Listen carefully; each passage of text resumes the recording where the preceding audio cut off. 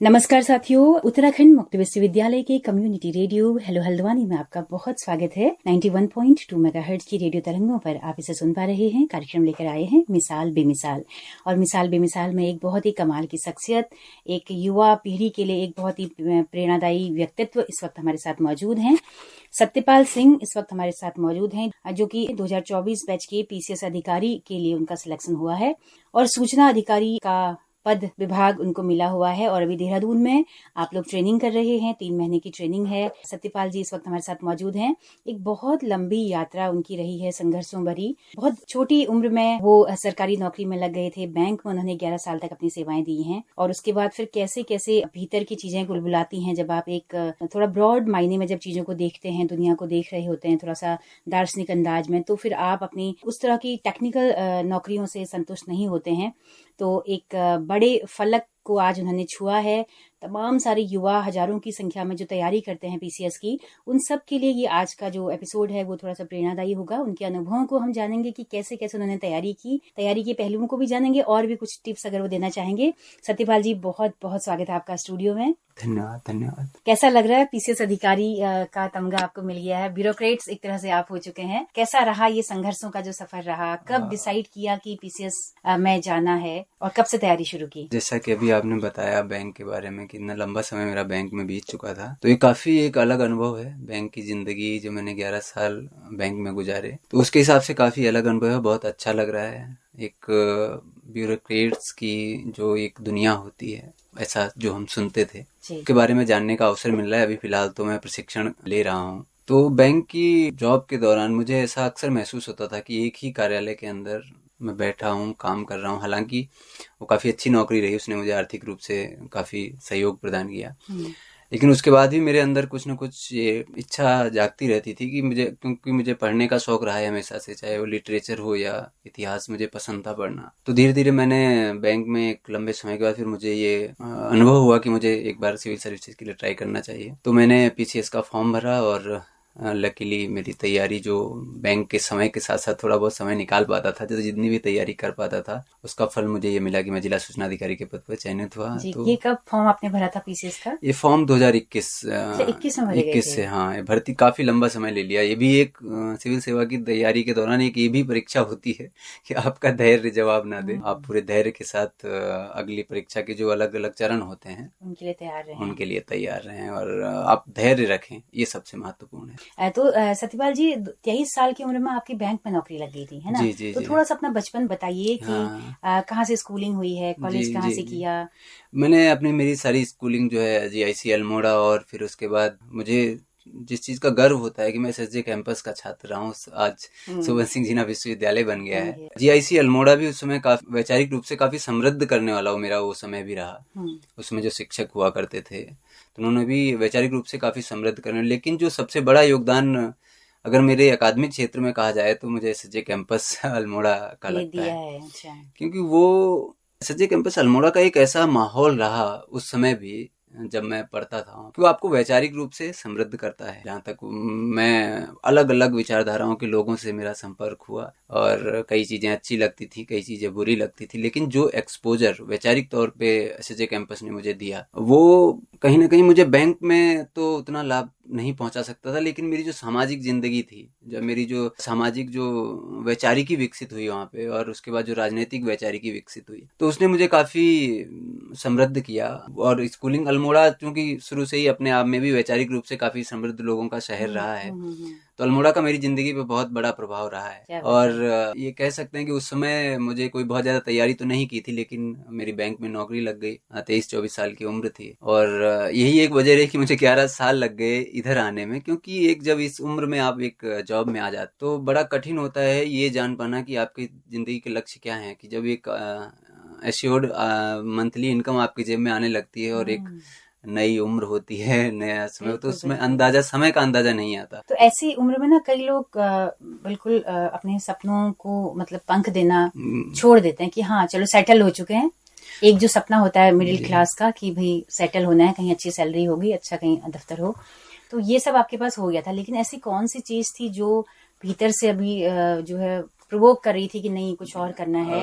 जहाँ तक मेरे सपनों की बात है कि जो मुझे उस समय जो आर्थिक रूप से एक साधन तो मुझे मिला, लेकिन चूंकि मेरा सपना मुझे पढ़ना बहुत पसंद था, तो जो पैसा आता था मैं घूमने और किताबों में ही मैंने खर्च किया है। मुझे अच्छा। घूमने का बहुत शौक था। मैं लगभग ट्रैकिंग में हर साल करता था, अलग अलग ग्लेशियर्स की तरफ से निकल अरे जाता था अच्छे अरे से। वाह, अच्छा। और दूसरा मेरा शौक था पढ़ने का। हम्म। तो मैं किताबों का मैंने बहुत अच्छा कलेक्शन आज भी मेरे पास है। और पिथौरागढ़ में मेरे पास किताबों का मैंने एक बहुत, जब मैं लास्ट टाइम अभी पिथौरागढ़ में पोस्टेड था, हम्म। तो अभी मेरी किताबों की अभी पेटियां अभी वहीं पे रखी हुई हैं, मुझे ओह, वो लानी है। क्या बात है। तो इस जॉब का एक असर ये रहा कि मेरे पास किताबों का काफी एक बड़ा, क्योंकि पैसा आने लग गया था, तो किताबों का जी। एक बड़ा संग्रह मेरे साथ रहा। और उन किताबों को पढ़ते पढ़ते मेरी दिशा थोड़ा सा सिविल सर्विसेज की तरफ मुड़ी, क्योंकि जब इतिहास और भूगोल में आपका इंटरेस्ट हो, तो कहीं ना कहीं जब मैं परीक्षाओं के पेपर्स देखता था, तो मुझे लगा कि क्यों ना इधर प्रयास किया जाए। और दूसरी तरफ ये भी था कि मैं बैंक में थोड़ा सा अपने आप को बंधा महसूस कर रहा था। मैं बुराई नहीं कर रहा हूँ अपनी पुरानी नौकरी की, लेकिन थोड़ा सा ये था कि मेरा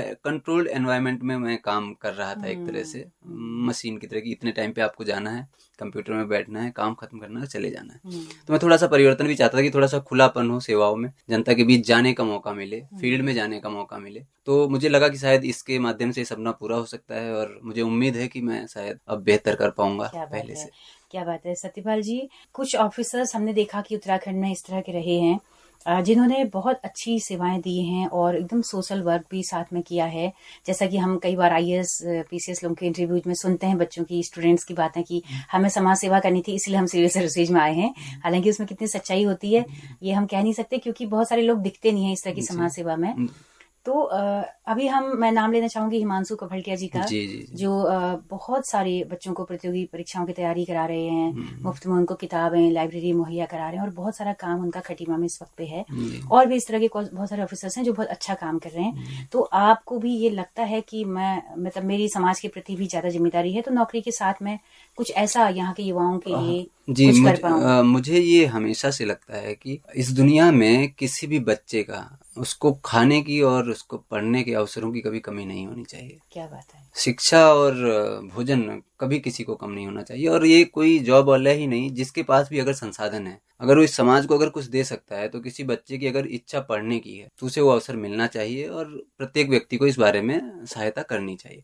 जहाँ तक मेरा सवाल है, मैं हमेशा से कोशिश करता रहा हूँ कि अपने स्तर से मुझसे जितना हो सका है, चाहे किताबों के रूप में सहायता हो या उनको गाइड करने की सहायता, मैं करता रहा हूँ। और आने वाले समय में भी मैं चाहता हूँ कि अब अगर जो मैं कई अधिकारियों के साथ अभी प्रशिक्षण ले रहा हूँ, तो मैं ये कोशिश ये कर रहा हूँ कि उसमें से कई अधिकारियों के साथ मिलकर हम कोई एक ऐसी संस्था या कुछ ऐसा बना सकें आपस में मिलकर, कि वो ऐसे बच्चों को जिनको अवसर नहीं मिल पा रहा है, या वो संसाधनों से किसी वजह वंचित से, है, वो शिक्षा से वंचित बचे है। रह जा रहे हैं, तो हम उनको सहायता करें, चाहे वो तैयारी के माध्यम से हो, या फिर उनकी जो बुनियादी शिक्षा की जरूरतें हैं वो हम पूरी कर सके। ये हमारे एक तरह से हमारे प्लान में है, एजेंडे में है। और ये मेरा सबसे, मुझे अगर कहा जाए तो मेरी सबसे प्राथमिकता यही है कि कोई भी बच्चा शिक्षा से कम जो वो चाहता है उससे दूर ना रहे, वो उसको अवसर मिलना चाहिए। और ये मेरा प्रयास रहेगा कि मैं अपने स्तर से जितनी सहायता कर सकूं मैं करूंगा। जी जी जी।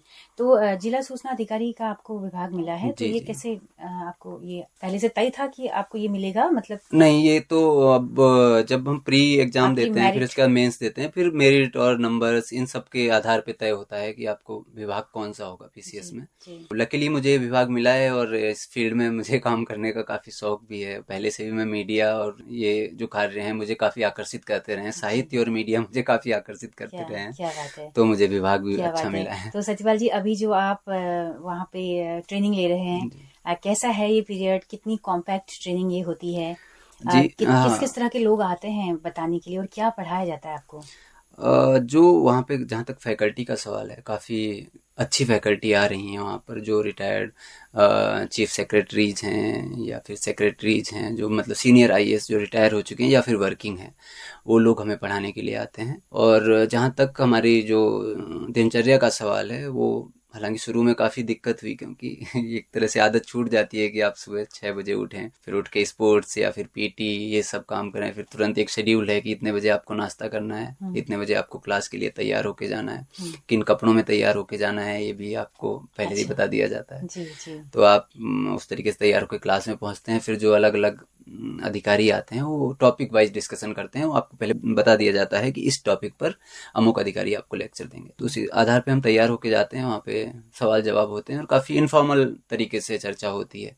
जैसे एक हम पहले एक संकोच हुआ करता था कि एक बहुत सीनियर आईएएस है, हम कैसे सामने बोलेंगे, लेकिन जब वहाँ पे हम बातचीत करते हैं आपस में, काफ़ी इनफॉर्मल तरीका होता है, तो काफ़ी अच्छा अनुभव है और अभी मैं एंजॉय कर रहा हूँ इस ट्रेनिंग के पीरियड को। क्या बात है। तो चलते चलते सत्यपाल जी, आप थोड़ा सा हमारे स्टूडेंट्स के लिए जो तैयारी कर रहे हैं पीसीएस की, और अगली परीक्षा कब तक होने की संभावना है और कैसे तैयारी करनी है, क्या पैटर्न होता है पीसीएस का?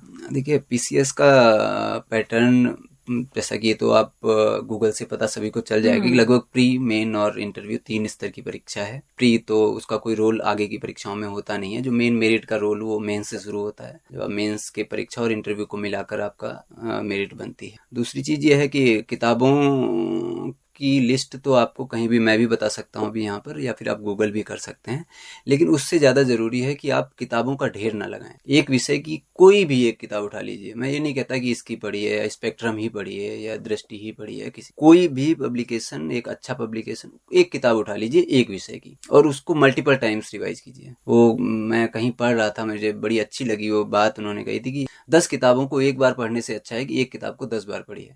अच्छा, तो वो आपकी सफलता में सबसे ज्यादा रोल निभाएगा। सफलता के लिए? हाँ, सफलता के लिए अगर आपको जाना है, मतलब एक कंपटीशन की तैयारी के हिसाब तो से बात मेमोरी में करें। आपके बार बार वो चीजें रहेंगी। हाँ, तो बेसिक आपके कॉन्सेप्ट उससे क्लियर होंगे। कॉन्सेप्ट्स क्लियर हो जाएंगे। मैक्सिमम किताबों का ढेर मत लगाइए, वरना फिर क्या होता है कि आप किताबों का ढेर सामने रखा रहता है और कोई भी किताब आप पूरी नहीं पढ़ पाते। तो हर विषय की एक किताब लीजिए और उसके हिसाब से तैयारी कीजिए, धैर्य बनाए रखिए, अपने ऊपर आत्मविश्वास बनाए रखिए, सफलता जरूर मिलेगी। जी, हमारे तमाम श्रोता ये भी जानना चाहेंगे कि पीसीएस के इंटरव्यू में आपसे किस तरह के सवाल किए गए हैं? हाँ, जहाँ तक पीसीएस के इंटरव्यू की बात है, मुझे याद है मुझे कांवड़ यात्रा पे सवाल पूछे गए थे और धार्मिक पर्यटन और सामान्य पर्यटन किस तरह से एक होते जा रहे हैं। तो धार्मिक पर्यटन भी जो सामान्य पर्यटन होता है कि लोग एंजॉय करने के लिए आते हैं, और उसी को धार्मिक पर्यटन भी उसी दिशा में जा रहा है, इस पर सवाल पूछे गए थे। उत्तराखंड में कृषि की वर्तमान स्थिति और चुनौतियां क्या क्या हैं, इस पर पूछा गया था। पर्यटन पर पूछा गया था कि पर्यटन, मुझे अभी याद आता है कि बड़ा इंटरेस्टिंग क्वेश्चन हुआ। तो उन्होंने मुझसे पूछा था कि पर्यटन के बारे में आप क्या बढ़ाने के लिए आप क्या प्रयास करेंगे। तो मेरा ये जवाब था कि बढ़ाने के लिए मैं प्रयास करूंगा, लेकिन मेरा दूसरा प्रयास ये भी रहेगा कि बढ़ाने से ज्यादा अभी जो पर्यटन उत्तराखंड में बढ़ चुका है उसको प्रबंधित किस प्रकार किया जाए। अभी जो हमारी स्थिति है, जो आंकड़े भी बता रहे हैं पर्यटन की, उसमें स्थिति ये है कि आप उस जो टूरिस्ट आ रहा है हम उसको मैनेज कर किस तरीके से करें, ये एक बड़ी चुनौती हो गई है। तो इस पर काफी पैनल वो खुश हुए थे और उन्होंने फिर काफी अच्छे माहौल में मेरा इंटरव्यू हुआ।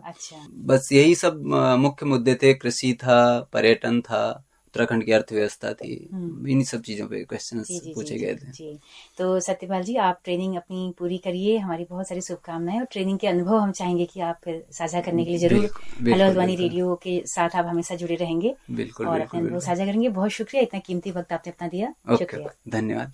जी, तो दोस्तों, आप सबका भी बहुत बहुत शुक्रिया इस कार्यक्रम में अंत तक हमारे साथ बने रहने के लिए। अगर ये बातचीत पसंद आई हो तो अपना फीडबैक जरूर दीजिएगा। हमारा यूट्यूब चैनल है हेलो हल्द्वानी नाम से, आपके फीडबैक का इंतजार रहेगा।